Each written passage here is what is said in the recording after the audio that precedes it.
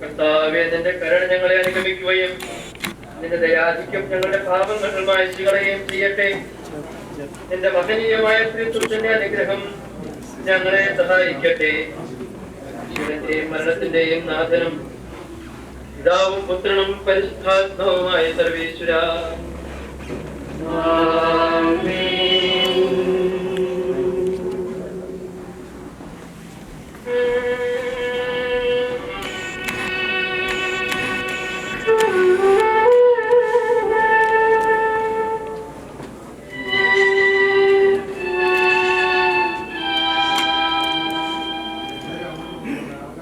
നിന്നിൽ നിന്നു ഞാൻ എവിടെ പോകും?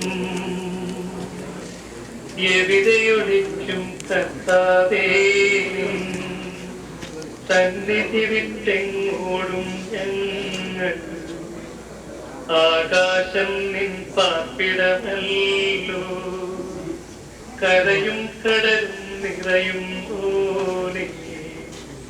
പാതാളത്തിലും അവിടം നല്ലു വാഴും നിവിടെയൊളിക്കും ഞങ്ങൾ. അറിയുന്നു പാപം വലുതാണതുപോലെ ഹൃദയം വലുതെന്നറിയൂ ഞങ്ങൾ. കാരുണ്യം നീ കാണിക്കായിൽ നരകണമാകെ നശിക്കും ദൂരം. നാഥാ, നിന്നുടെ മാംസമേ നമ്മൾ കൈക്കൊണ്ടവരെ കൈവെടിയല്ലേ. എന്നെ സൃഷ്ടിച്ചെന്റെ നിലകൾ വെച്ചു ആദിയിലറിവൊടു ജന്മം നൽകി. മധ്യനു നിന്നുടെ രൂപം നേടി. പാപം ചെയ്തു നിനക്കെതിരായി കോപം പൂണ്ടു നശിപ്പിക്കല്ലേ. നാഥാ, നിന്റെ അനുഗ്രഹപൂരം വർഷിക്കണമേ ഞങ്ങളിലെല്ലാം. മഹിമയിൽ നിന്നു രാജകുമാരി ബലിപീഠത്തിൽ കൂടുന്നവയ്ക്കും. പ്രാവുകടത്തി തിരുസഭയിൽപ്പൂ കൂടുതകർത്ത പ്രാക്കളെയെല്ലാം കുരുവി കഴിക്കാൻ സർപ്പമണഞ്ഞു.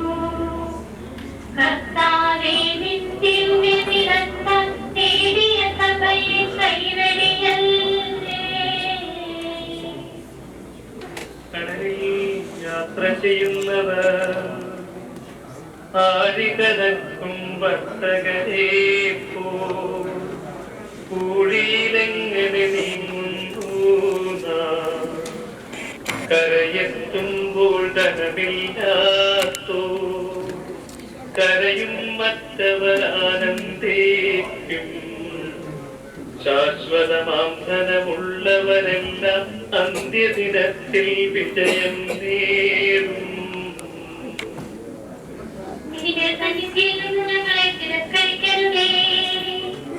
അന്തിമ ദിവസം ഭക്തികരത്തിൻ ദേഹിക തൂക്കിയലക്കുന്നേരം ത്രിത്വത്തിങ്കൽ ദൃഢവിശ്വാസം പാലിച്ചവരാം ഞങ്ങൾക്കെല്ലാം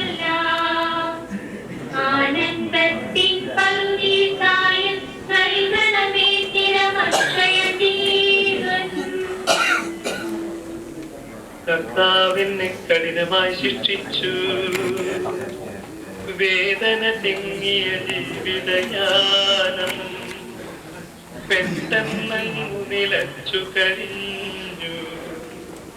കർത്താവേ, നിൻ കൽപ്പനയാലേ അന്തിമയാത്ര പറഞ്ഞു കഴിഞ്ഞു. ദിവസം നിൻ വിളി കേൾക്കുമ്പോൾ സന്നിധി അടയാൻ വരവരുടേണം. സത്യമുള്ള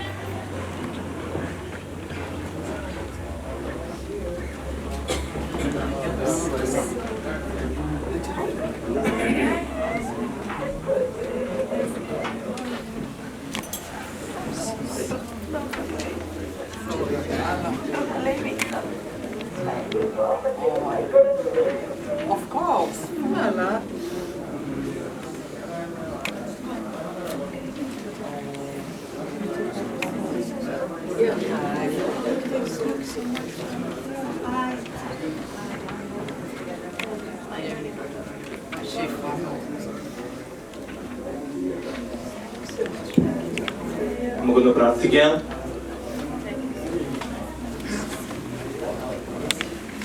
എൺപത്താറ് വർഷക്കാലം ലോകത്ത് ജീവിച്ച് കർത്താവിന് നിത്യസമ്മാനത്തിനായിട്ട് യാത്രയായിരിക്കുന്ന ജോസഫ് സാറിന്റെ ആത്മശാന്തിക്ക് വേണ്ടി പ്രാർത്ഥിക്കാം. ദൈവത്തിന്റെ വലിയ ദാനമാണ് ജീവിതം.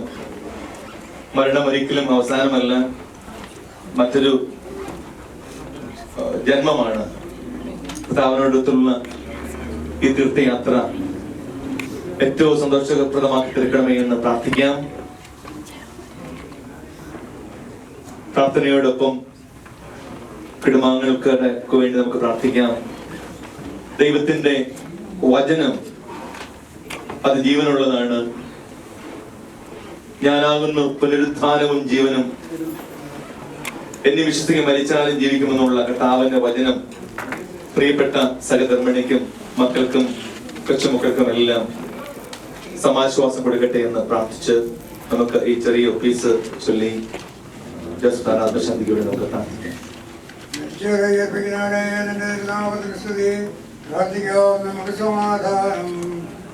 കരുണയുള്ള കർത്താവേ, കരയുന്നവർ നിന്നെ വിളിക്കുകയും സങ്കടപ്പെടുന്നവർ നിന്നെ ആശ്രയിക്കുകയും ചെയ്യുന്നു. നിന്റെ വാഗ്ദാന പ്രതീക്ഷയാൽ നിന്റെ ദാസനെ ആശ്വസിപ്പിക്കണമേ.